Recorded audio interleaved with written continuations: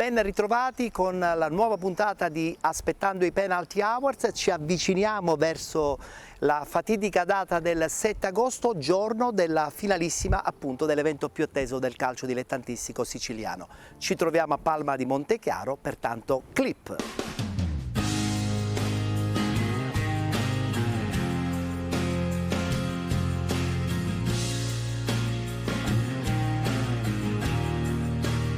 A pochi chilometri dalla Valle dei Templi dell'antica Agrigento sorge su una collina la bellissima città di Palma di Montechiaro, scrigno dello splendore barocco, indimenticabile città del Gattopardo. Costruita per essere la piccola Gerusalemme che avrebbe concesso l'indulgenza plenaria ai pellegrini, al pari di chi si recava in Terra Santa, la città di Palma è luogo di bellezza, storia e grande spiritualità. Il viaggio inizia dalla chiesa della Sacra Famiglia, adiacente al Palazzo degli Scolopi. Quest'ultimo, oggi sede degli uffici comunali, fu nel XVIII secolo sede dell'università. Le sue mura ospitarono i rampolli delle più ricche famiglie siciliane.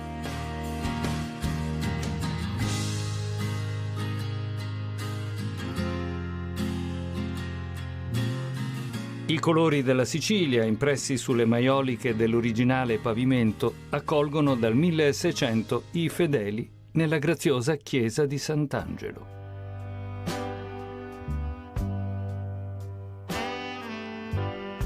La chiesa di Sant'Angelo, Santo Carmelitano, sorge nella zona orientale dell'antico centro di Palma di Montechiaro. Si tratta di una piccola chiesetta ad aula, costruita intorno al 1643 per volere dei Tomasi, e alla quale poco dopo fu annesso una piccola struttura claustrale che aveva la funzione precipua di ospitare le orfanelle.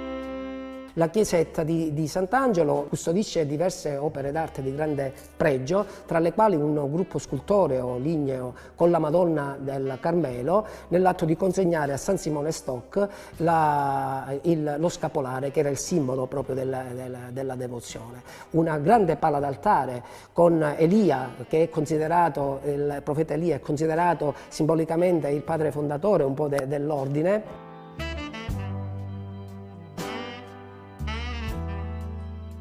L'oasi verde della bella villa comunale irrompe tra la candida bellezza delle architetture.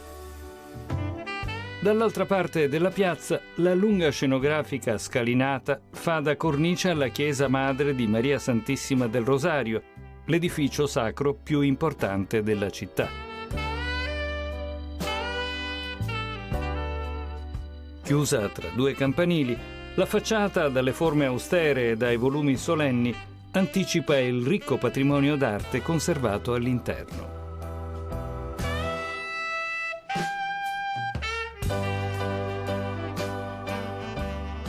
Quando nel Gattopardo Giuseppe Tomasi, conosciuto come principe di Lampedusa, narrava delle colonne tozze e rosse, faceva conoscere al mondo intero l'elemento architettonico distintivo del Duomo della sua Palma di Montechiaro.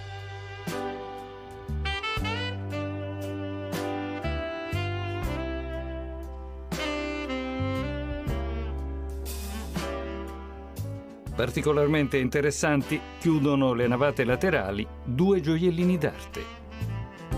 A sinistra, interamente rivestita con marmi policromi, la cappella del Santissimo ospita il prezioso crocifisso ligneo settecentesco.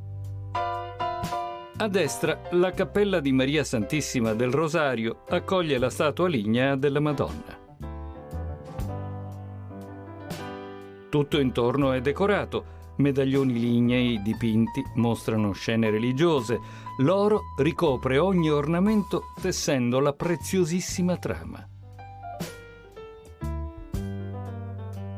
Siamo all'interno della chiesa madre, intitolata a Maria Santissima del Rosario. Questa chiesa è stata la seconda cattedrale, la seconda chiesa madre che è stata realizzata a Palma dal duca Giulio Tomasi. E questa chiesa accoglie anche la tomba di Giovan Battista Odierna. Giovan Battista Odierna è stato il primo arciprete della chiesa di Palma, voluto e scelto dai Tomasi per la fondazione stessa, la cui tomba è alle mie spalle, e fondamentalmente la figura dell'odierna, alquanto enigmatica, oltre che di altissimo spessore culturale, si pone come, appunto come figura fondamentale per tutta l'edificazione del centro urbano di Palma. Alla Madonna del Santissimo Rosario è dedicato anche il grande monastero della città. Poco distante si trova la più piccola chiesa del Collegio di Maria.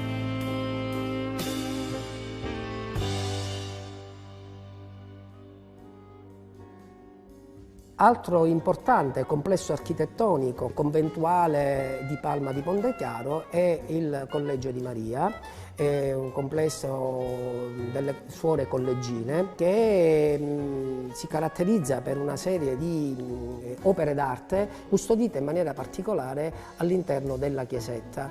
È una chiesa che peraltro custodisce due pregevoli, a parte tele di grande pregio, due importanti opere scultoree, la Madonna dell'Assunta e il corpo di Santa Placida, le cui spoglie furono portate appositamente per volontà dei Tomasi proprio a Palma di Montechiaro.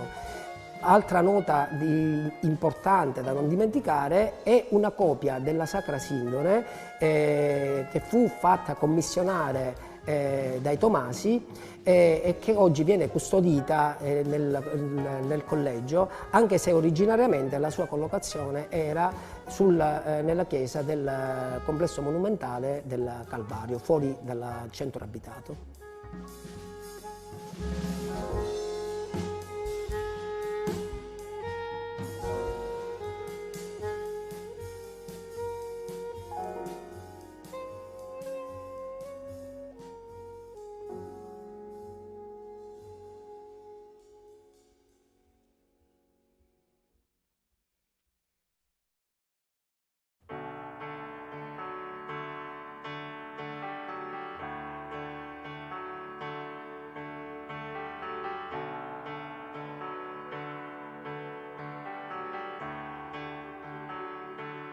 L'economia del nostro comune, della nostra città, è principalmente agricola, perché abbiamo delle primizie che sono praticamente uniche nel panorama internazionale, tra le quali il famoso melone cantalupo che è riconosciuto, o l'uva, o la produzione di vini stessi, nonché gli ortaggi.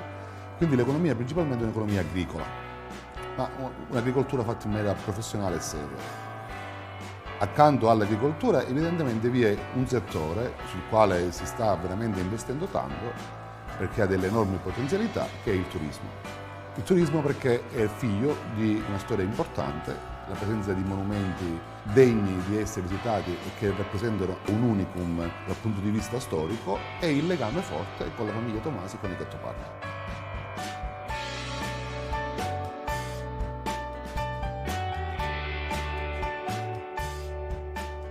Palma nacque il 3 maggio 1637, così recita l'anno di fondazione, anche se abbiamo delle testimonianze che vanno dalla preistoria fino ai giorni nostri. Però ufficialmente la città nasce il 3 maggio 1637 per volontà prima di Carlo e poi di Giulio Tomasi. La storia della famiglia Tomasi è nota, credo, ai più, ma è una storia molto affascinante in cui la fede, la cultura hanno un aspetto importantissimo, e tutte le testimonianze che noi abbiamo qui nella nostra città sono dovute alla loro opera. La famiglia Tomasi poi è conosciuta dal grande pubblico perché uno degli erede diretto, fu Giuseppe Tomasi di Lampedusa, autore del romanzo Il Gattopardo, che è il libro più tradotto del Novecento dopo la Bibbia. Quindi parliamo di un'opera universalmente riconosciuta nel mondo.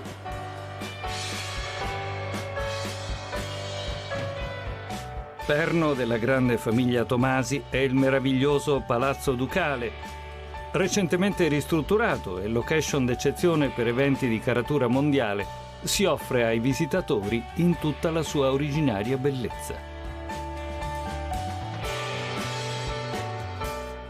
Il Palazzo Ducale di Palma, all'interno del quale ci troviamo, viene edificato a partire dal 1659, quando viene inaugurato il monastero delle Benedettine, che fu la prima sede, la prima dimora dei Tomasi.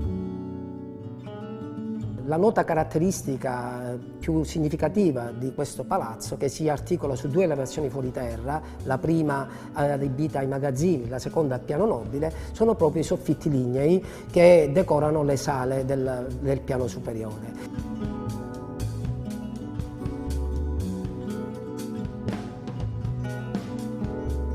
Opere di grandissimo pregio ultimate tra la fine del Seicento e gli inizi del Settecento, i soffitti rappresentano la dinamicità culturale e religiosa della famiglia Tomasi.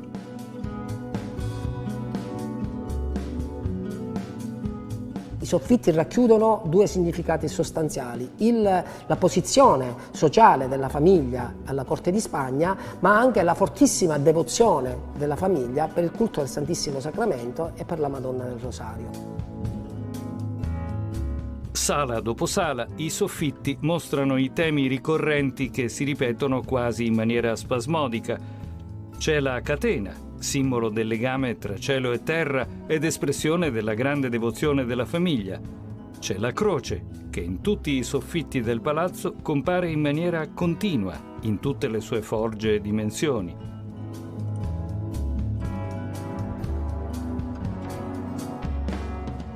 Singolare luogo di Palma è il Monte Calvario. Dall'altura domina la vallata la chiesa di Santa Maria della Luce, prima opera monumentale a catturare l'attenzione dei visitatori che arrivano in città.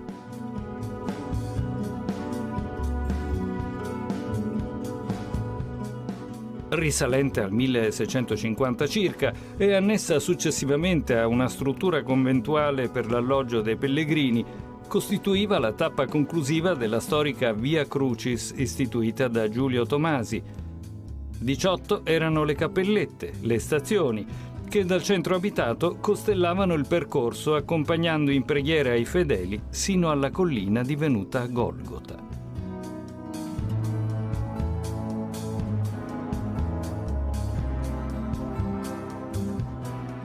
Un luogo suggestivo e magico cristallizzato nel tempo.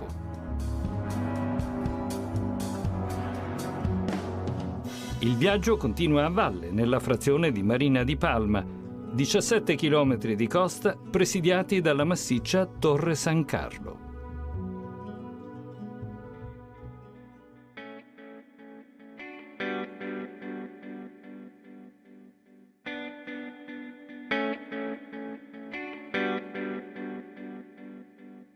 Allora, la Torre San Carlo è stata costruita da Carlo Tomasi ed è stata costruita per le frequenti incursioni dei pirati verso la costa del litorale palmese. Carlo Tomasi nel 1636 fa costruire questa torre. La Torre San Carlo nasce per un discorso di difesa e ancora oggi si vede segni che era presente un ponte levatoio e delle mensole in cui erano poggiati i piombatori per la difesa.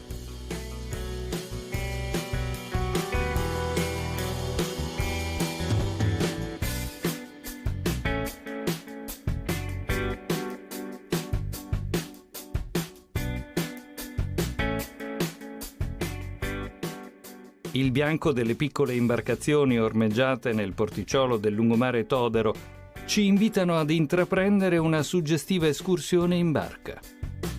Dal mare scorgiamo l'isolotto di Rocca Patella e la famosa Punta Bianca della vicina Agrigento.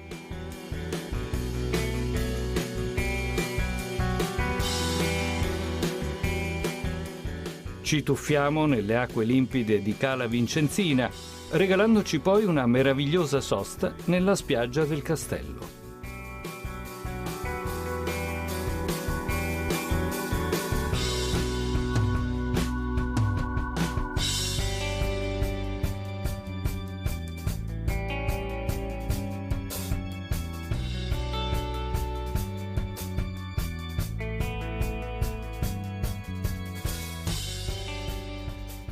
Il castello Chiaramonte è uno dei più particolari castelli del periodo chiaramontano.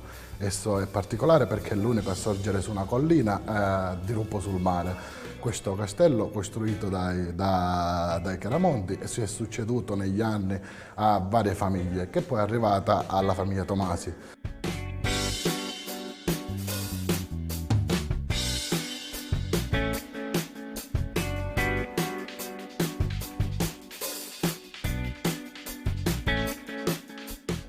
Carlo Tomasi, una volta dedicatosi alla chiesa, ha ceduto tutti i suoi averi al fratello Giulio. Il fratello Giulio è il secondo duca di Palma e lui è il primo principe di Lampedusa. Importante il castello anche per la custodia di una statua di particolare valore, che il Caputo, che è un archeologo molto famoso in Italia primi del Novecento, la attribuisce al Gaggini, che è uno scultore anch'esso del Rinascimento siciliano.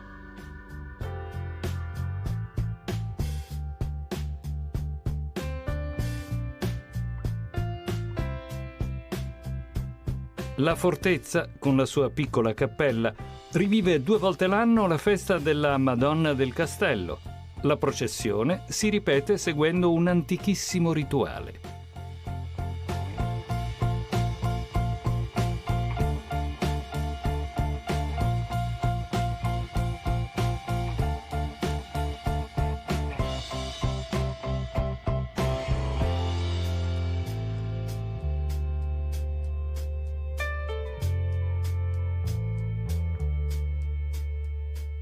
Quindi vi sono diversi motivi per venire a visitare la mia comunità, dalle coste meravigliose, bellissime e pulite, un mare splendido, da una storia secolare per quanto riguarda la famiglia Tomasi, ma con tracce che si perdono nella notte dei tempi, quindi dalla preistoria, il legame forte con il Gattopardo e la famiglia Tomasi. Quindi siamo una comunità ospitale, siamo una comunità che, io amo dire, ci doniamo al mondo come pochi. Apriamo casa nostra a chi arriva, apriamo il nostro cuore e le nostre porte a chi arriva, perché l'ospite, per cultura nostra millenaria siciliana, l'ospite è sacro e come tale va trattato.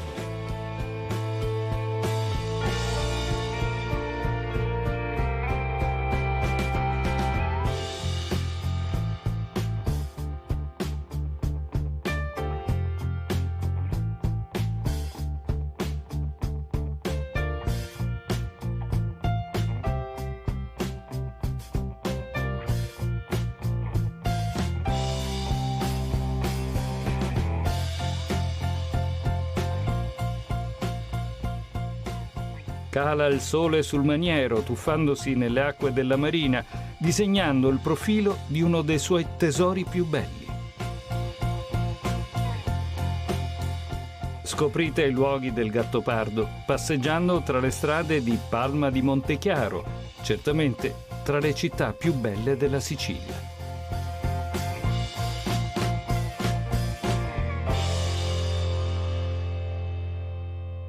È l'evento sportivo più atteso, la manifestazione più importante del calcio dilettantistico siciliano. Penalty Awards 2021, 8ª edizione. Sabato 7 agosto alle ore 18 con ingresso libero contingentato. Palazzo Ducale del Gattopardo di Tomasi di Lampedusa, Palma di Montechiaro, Agrigento.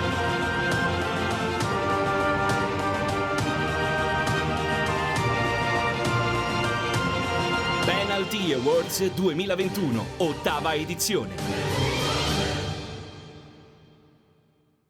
All'interno della nostra trasmissione Penalty Awards stiamo conoscendo i componenti di questa amministrazione di Palma di Montechiaro che ha proposto per quest'estate 2021, non soltanto per i cittadini di Palma, anche e soprattutto varie iniziative. Una di queste è sicuramente il premio Penalty Awards, ovvero il galà del calcio dilettantistico siciliano, e siamo con l'assessore allo sport, al turismo e allo spettacolo proprio di Palma di Montechiaro, una giovanissima Megan Ferrante. Ciao Megan, ben trovata.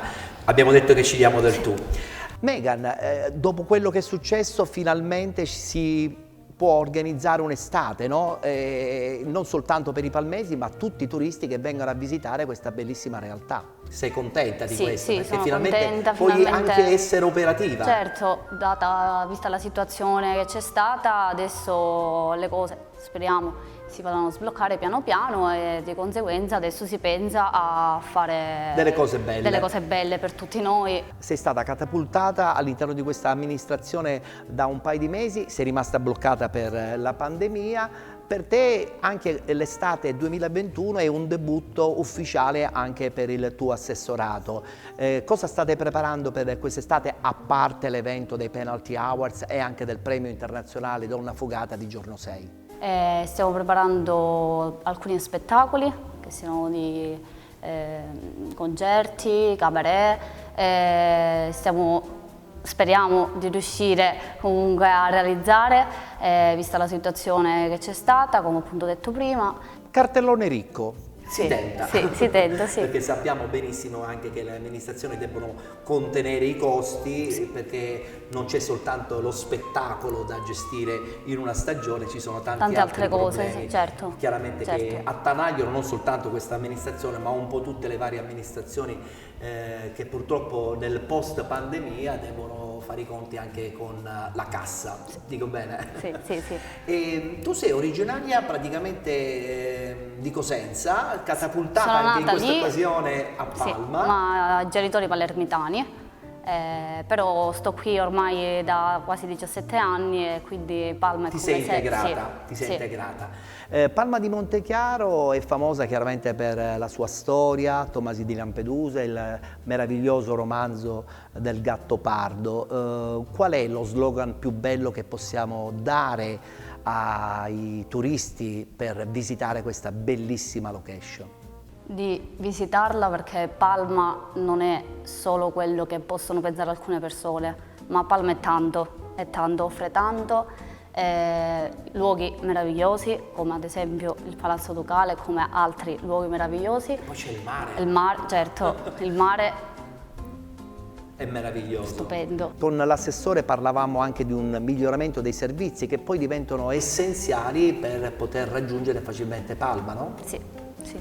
È chiaro che a parte gli eventi estivi stiamo provvedendo pure per fare altri eventi invernali, che sia Natale, Pasqua e gli avvenimenti. È chiaro che d'estate qui la temperatura è certamente molto alta, come del resto in tutta la Sicilia, però ha il suo fascino questo caldo. Magari d'inverno anche la temperatura un po' più fresca tende ad avvicinare i turisti, no? Sì, anche. Perché anche. indubbiamente visitare questi luoghi con una temperatura un po' più bassa aiuta e agevola, soprattutto. I palmesi quanto hanno recepito questo messaggio di questa amministrazione? Hanno capito che effettivamente Palma sta cambiando, c'è un'evoluzione? Sì, lo stanno capendo, anche perché ci sono le dimostrazioni, quindi credono in noi. Perché tu sei una protagonista di questa amministrazione, è giusto? Ed è giusto non perdere mai la speranza. E devono essere i primi cittadini a credere nel nostro paese. Ma io sono pienamente convinto che ciò è già avvenuto, sì, perché è avvenuto. lo si percepisce. Sì, rispetto a qualche anno fa sì. Anche ai giovani, colgo l'occasione per parlare delle persone della nostra età. Allora invita i giovani anche a questa prossima estate che è già esplosa. Sì, soprattutto da loro. Pretendo, tra virgolette, giusto. questa cosa, perché soltanto così possiamo andare pure avanti, perché un giorno ci saremo noi, giovani, a dover guidare questa Palma, storica cittadina. Sì, e quindi si dovrà fare di tutto per renderla ancora migliore.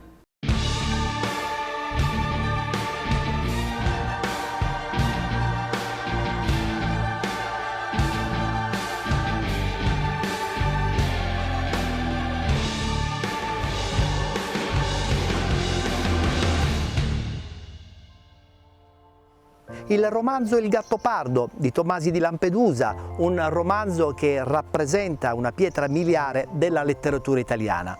E proprio lo stesso Tomasi di Lampedusa ha regalato a questa straordinaria cittadina di Palma di Montechiaro questo splendido palazzo, e noi all'interno di questo palazzo giorno 7 vi aspettiamo per la finale dei Penalty Awards 2021. E a proposito del passato, adesso ci vediamo l'edizione numero 3, quella che si svolse a Tremestieri e Tenneo, in provincia di Catania.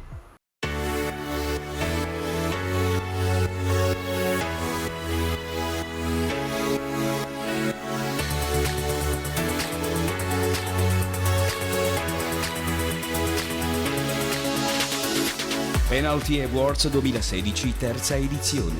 Il meglio del calcio dilettantistico siciliano va in passerella con il premio più prestigioso. Il calcio, di cui nessuno parla, accende i suoi riflettori.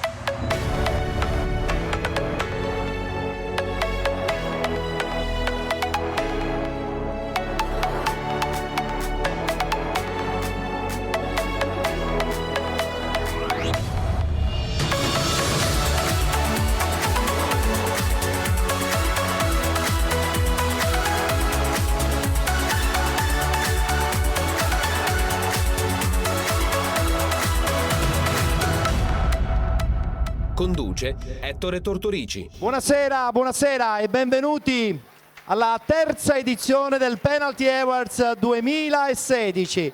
Voglio fare un applauso particolare alle nostre 4 penaltine che per l'occasione si sono praticamente raddoppiate. Lorena, Jenny, abbiamo anche Janira e Alessia. Un applauso, grazie. Grazie ragazze.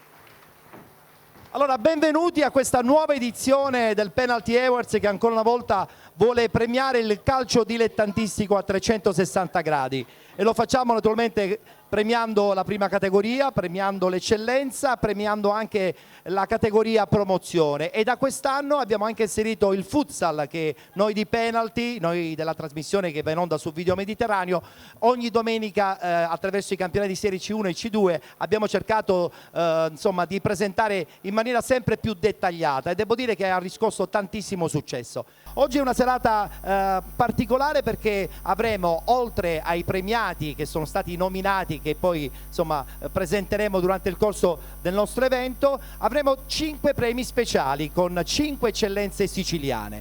Però per iniziare doverosamente questa nuova puntata, questa nuova edizione del Penalty Awards 2016, io invito qui sul palco il presidente della FIGC Sicilia, Santino Lopresti. Grazie Presidente. Buonasera Presidente.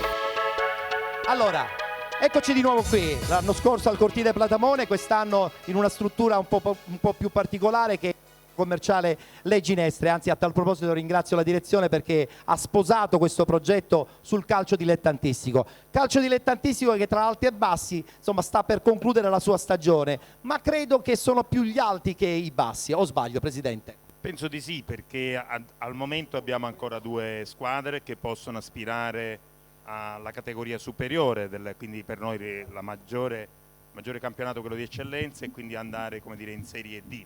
Sarebbe estremamente importante per noi. La Sicilia anche quest'anno si è arricchita, noi abbiamo 4 squadre che ormai vanno in Lega Pro, speriamo tanto che il Trapani, ecco, ci aiuti a fare un miracolo. Io spero che si possa fare, avere 2 società in Serie A sarebbe importante, dopo il successo del Siracusa che si aggiunge al Messina, all'Agragas, al Catania, averne 4 diciamo nella Lega Pro sono importanti, e poi avere, ecco, questa interregionale.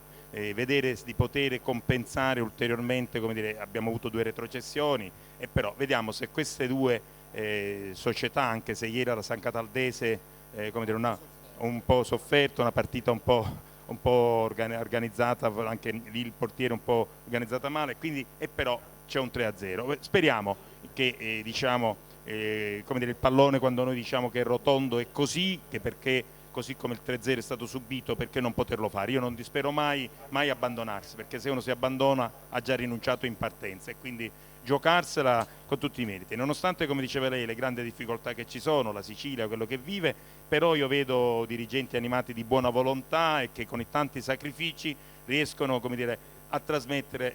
Io l'ho visto l'anno scorso, lei, come dire, sul calcio dilettantistico, e dà molto spazio, uno a cui crede. Bene, il calcio dilettantistico per noi sono valori, trasmettere il valore della lealtà, delle regole, e se vuole della socialità, della socializzazione. Oggi non dico ci sostituiamo alle amministrazioni, alle pubbliche amministrazioni, ma quasi, perché le pubbliche amministrazioni poco fanno ormai di sociale o di socializzazione, e mi dispiace quando nei comuni il campo di calcio deve diventare un'entrata, cioè si chiede un contributo a queste società che a stento riescono, come dire, a portare un campionato. Veramente una struttura sportiva che è stata fatta perché lì si giochi, se una società non ci gioca, ecco, chiedere sorse ad una società mi parrebbe troppo, e quindi io penso, come dice lei, e mi auguro che tra gli alti e i bassi, ecco, possiamo dire degli alti, e poi magari parleremo anche dei fatti di violenza, di cui non vogliamo per niente nasconderci, che però anche quest'anno, come dire, c'è un miglioramento, e quindi penso che possiamo proseguire in questo percorso. Abbiamo il premio speciale Stampa 2016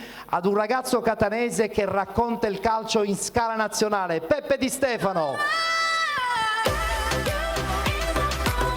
Ciao Peppe.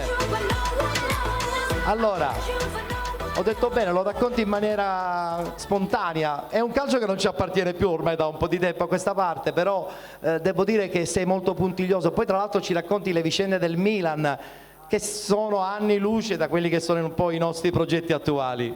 No, è vero, grazie intanto del premio, grazie di questa convocazione. Io poi lo sanno chi mi conosce qua, sono molto legato alla mia terra. È vero che racconto il Milan, ma ieri ad esempio quando ho raccontato le vicende del Catania nel piccolo, è una cosa che mi rendeva orgoglioso, forse più di dare una notizia sul Milan, quindi mi sento molto legato a voi, al calcio dilettanti. Io arrivo dalla Federazione Gioco Calcio, e quindi sono molto legato a loro, a tutti i dirigenti, a chi c'è stato prima e chi ci sarà domani.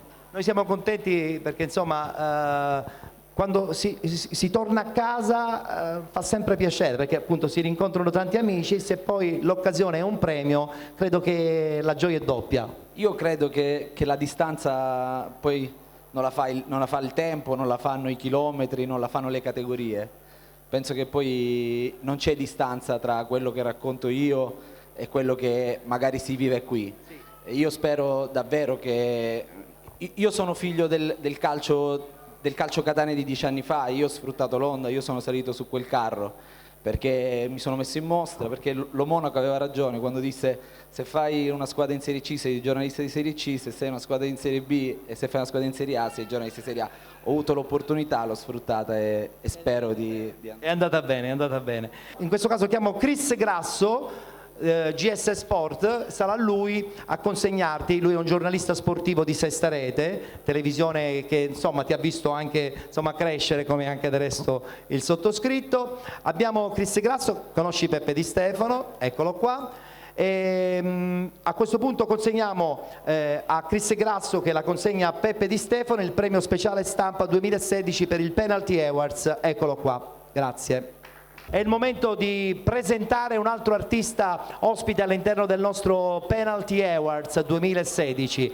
Lui in questo momento è il cantante del momento con il disco del momento. Con noi Paolo Antonio.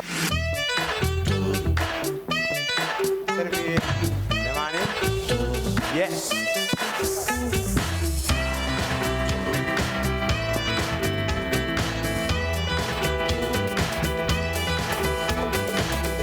Dopo nota, goccia dopo goccia, questo è il brano giusto da cantare nella doccia.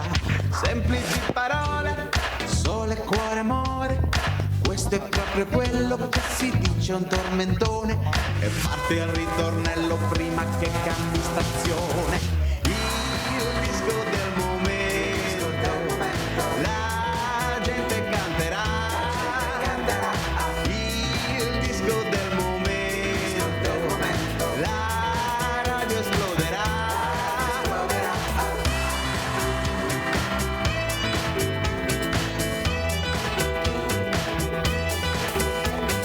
Cassa in 4 quarti per movimentarti, questo è il brano giusto da suonare ad ogni party. Quel tipo di canzone che mette buon umore, che scala le classifiche, che piace alle persone, che puoi comprare a 0,99. Il disco del momento, la gente canterà. Il disco del momento, la radio esploderà. Il disco del momento, la gente canterà. Il disco del momento, la radio esploderà. Piace alle mamme, ai bambini, ai bagnanti, ai bagnini, da nord fino a sud. Piace ai teenager e piace anche ai manager, devi ascoltarlo anche tu. Potrà commuoverti o darti la carica per sopportare lo stress. Legalo a fasi di vita ed eleggilo a sigla del tuo weekend. Il disco del momento, la radio esploderà. La gente canterà. La radio esploderà. La rete impazzirà. E poi si scorderà. La gente canterà. La radio esploderà. La rete impazzirà. E poi si scorderà.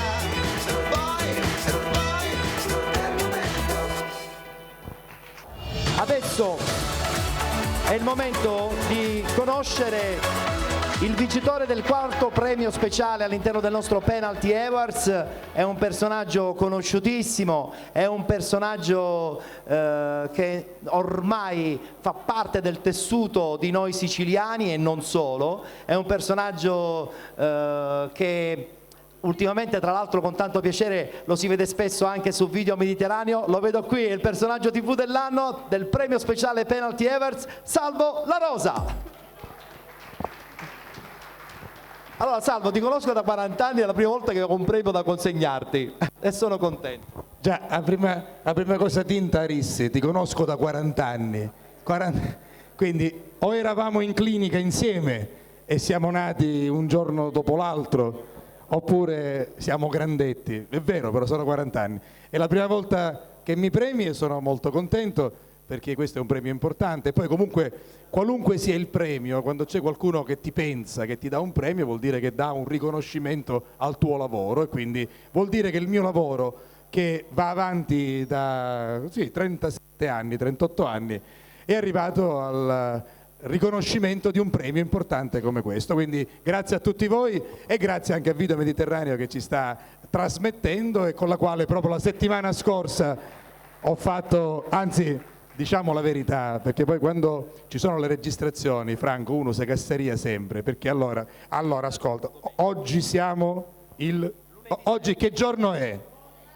No, sì, 12 dicembre, 12. Oggi è il 6, perché l'ha scritto su Facebook. Poi ragazzi, una volta che è scritto su Facebook ormai è legge. Ora se uno non è su Facebook è come se non esistesse. Una volta cosa contava? Il certificato di nascita, no Presidente? Ora invece sei iscritto su Facebook? No, non mi interessa. Quindi l'abbiamo scritto su, quindi oggi qui dal vivo, anzi una signora ad Adrano mi incontrò dopo uno spettacolo e mi disse: signor La Rosa, lei è molto bravo, lei è molto simpatico, lei praticamente mi fa ridere, mi fa sorridere con signor Litterio, con signor Castiglia, con tutti i comici, però le devo dire una cosa personale. Dico: prego signora, lei è molto meglio da vivo. Sì signora, meglio da vivo che non dopo. Quindi allora oggi Angioletta, che io quando vedo a Busetta mi ricria vita, e Busetta ha avuto il potere insieme con Luca Napoli che era qui, lo sta passando Pizziriddo, perché anche Luca Napoli ha un figlio, nel senso no, perché tu lo vedi così bello, così alto, meraviglioso, straordinario, mio amico, ha fatto un figlio bellissimo, ha una moglie bellissima. Quindi dicevo, lui e Luca Napoli hanno avuto il potere di farmi rimettere in pantaloncini.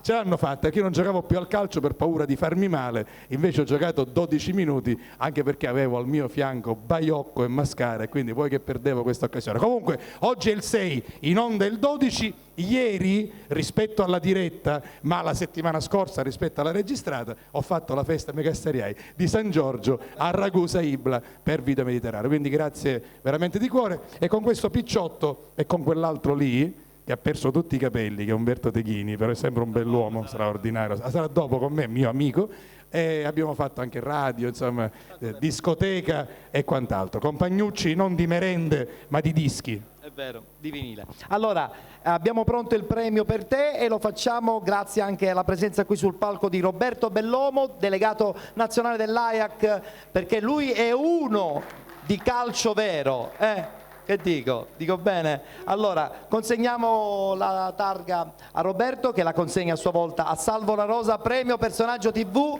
per quanto riguarda il Penalty Awards 2016.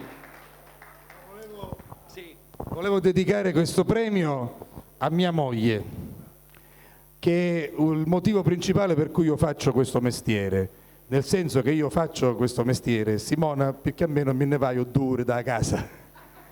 Perché no? Perché questo mestiere io lo faccio perché dice: ma ti piace? Sì. Ma sei appassionato? Sì. Ma è una missione, Renato? Sì. Ma soprattutto me ne vado da casa, perché mia moglie, adesso spezzo un'arancia, come dice il signor Litterio a favore delle donne, è biondina con gli occhi azzurri, quindi apparentemente un angioletto, di fatto è una iena.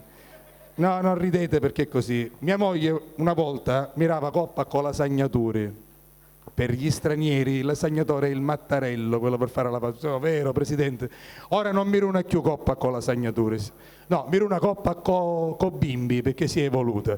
Però l'altro giorno, e vi lascio, io sono contro ogni forma di violenza, ovviamente soprattutto, dico una cosa seria e importante anche in televisione, contro le donne e i bambini, è una cosa ignobile, quindi facciamo veramente un grande applauso per ricordare le vittime di queste violenze che sono ormai quasi sempre familiari purtroppo. Però, Presidente, proprio stamattina prima del premio dico: ma se io oggi ricevo un premio, se me lo dà Ettore Tortorici, se è così importante, io devo dire a mia moglie Cucumanna a casa, io sono premiato, gli ho detto. Allora stamattina sono rientrato a casa, non mi guardi signora con quella facciuzza, resti qua Presidente, e sono rientrato a casa, lo so che non si fa, l'ho fatta mettere in ginocchio davanti a me, non ridere, l'ho fatta mettere in ginocchio davanti a me, signora, lo so che non si fa, ma stamattina ho fatto mettere, no, che grande, aspetta, prima sente come io a finire, l'ho fatta mettere in ginocchio davanti a me mentre mia moglie, Angelo, era in ginocchio davanti a me, mi ha detto: esci da sotto il letto che non ti faccia niente, che sapete che potto io capo. Quindi questo premio è per te, Daniela, grazie.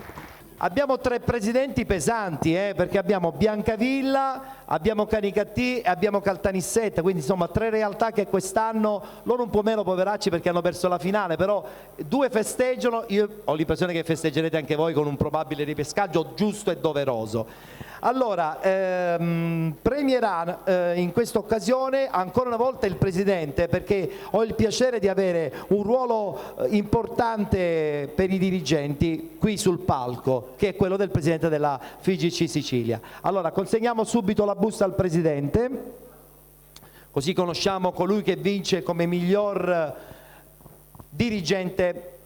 Venga qui, così abbiamo il microfono, eccolo qua. Miglior dirigente per il campionato di promozione. Giuseppe Furnari, Biancavilla. Giuseppe Furnari del Biancavilla, perfetto. Allora, targa per Giuseppe Furnari, da consegnare subito, grazie. Eccola qui. Consegniamo anche le altre due, una per il presidente del Nissa Natale Ferrante e l'altra per il presidente del Canicattì, perfetto.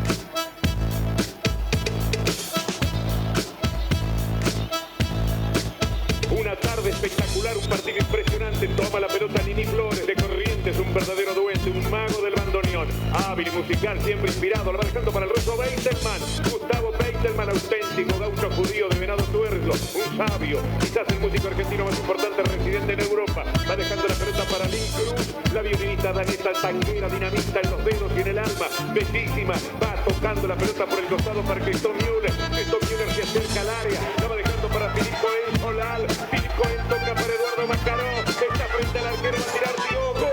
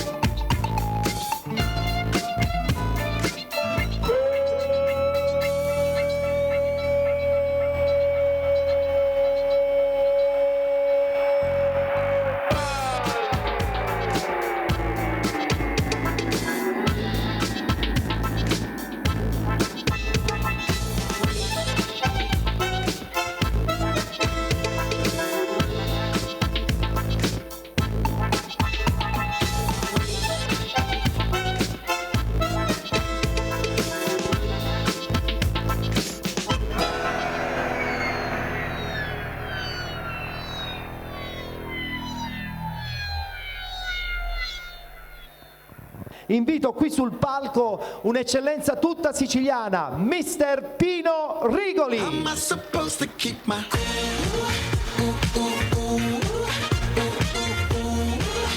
E vai Pino! Ti abbiamo fatto aspettare, ti ringrazio per essere stato così cortese a rimanere sino a questo momento. Siamo contenti perché tu dai ancora più lustro alla nostra manifestazione, perché dopo la tua stagione di cui tutti parlano dobbiamo stare tutti in rigoroso silenzio e dire cavolo, ce l'abbiamo in casa questo personaggio in evoluzione. Grazie intanto buonasera a tutti, grazie per quello che dici, però non penso che di meritare tutto questo, una cosa che naturalmente condivido con il mio gruppo di lavoro, con la mia squadra, con la società che mi ha dato questa grande opportunità e quindi niente, abbiamo fatto il nostro lavoro, ci è andata bene, ma dico ci è andata bene perché c'è stato tanto lavoro. Io fra altre cose vengo volentieri a queste performance perché vengo dal calcio dei dilettanti, quindi so quali sono le difficoltà e quindi il fatto di stare in mezzo a dei colleghi per me è qualcosa di straordinario.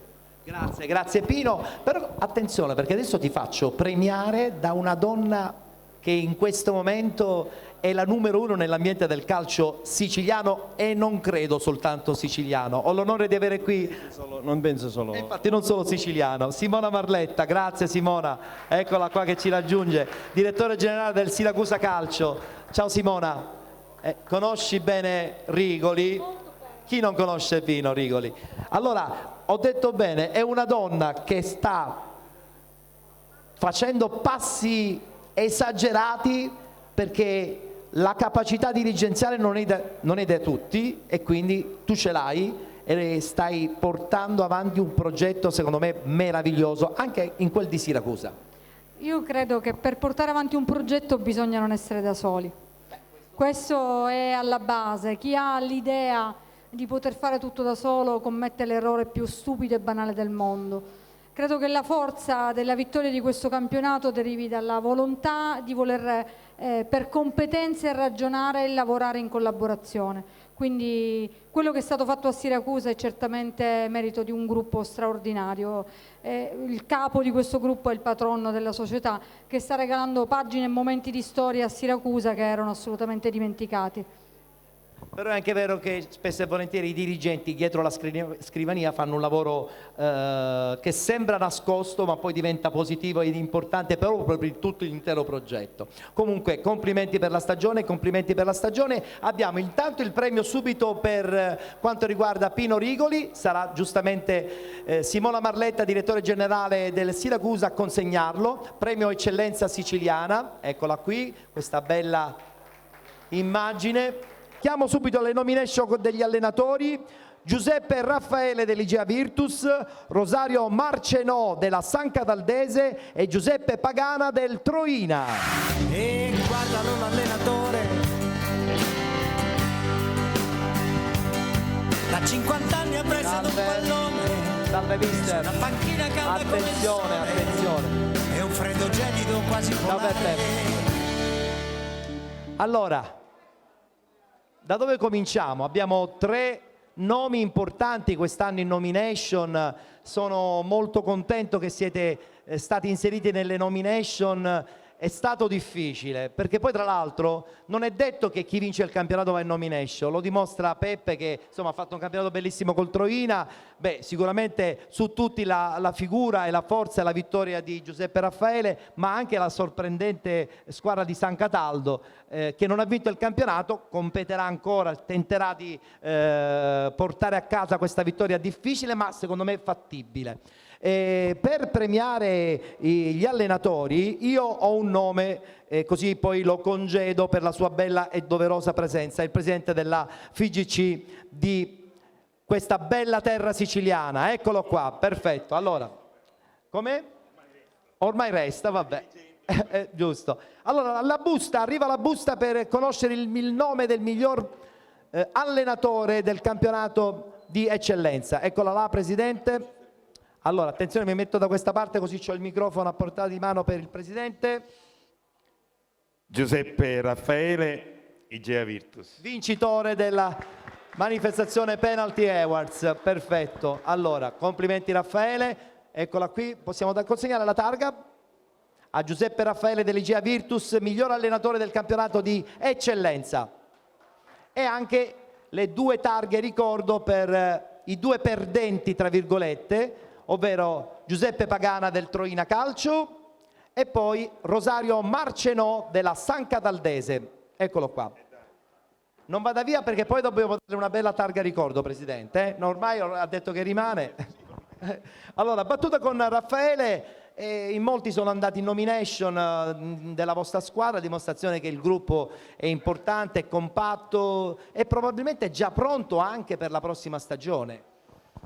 Ma sicuramente è stato il vero punto di forza della nostra annata, perché era un gruppo coeso. Spesso si parla nel calcio di gruppi, però questo è il 10° anno che io alleno e ti posso garantire che il migliore gruppo sotto tutti i punti di vista, non lasciando niente agli altri anni, perché era una squadra giovane, una squadra che era determinata ad andare oltre le aspettative e poi alla fine questo è successo. Quindi le grandi motivazioni di questi ragazzi alla fine si sono viste nel campo e hanno fatto sì che hanno regalato una gioia a una piazza fra le più importanti del panorama siciliano per storia, per tradizione e anche dico per tifoseria, perché oltre la squadra, una grandissima società che ci ha supportati. Ci sono tanti tifosi. Ma i nostri tifosi sono stati sicuramente qualcosa di determinante ai fini del risultato finale. Colgo l'occasione per salutare e ringraziare tutti, colgo l'occasione per dire grazie a Carmelo, un'esperienza importante quella del penalty. Assolutamente, del penalty, del nostro format televisivo e anche del Penalty Awards, un premio straordinario. Invece per te? Non posso che sottolineare le parole di Carmelo. Per me è stata un'esperienza importantissima per crescere come individuo, come giornalista, quindi rigiro i miei ringraziamenti a te, Ettore. Perfetto, noi vi ringraziamo tutti e vi diamo appuntamento alla prossima stagione per una nuova edizione del Penalty Awards. Grazie e viva il calcio dilettantistico, grazie a tutti. È l'evento sportivo più atteso, la manifestazione più importante del calcio dilettantistico siciliano. Penalty Awards 2021, 8ª edizione. Sabato 7 agosto alle ore 18 con ingresso libero contingentato. Palazzo Ducale del Gattopardo di Tomasi di Lampedusa, Palma di Montechiaro, Agrigento.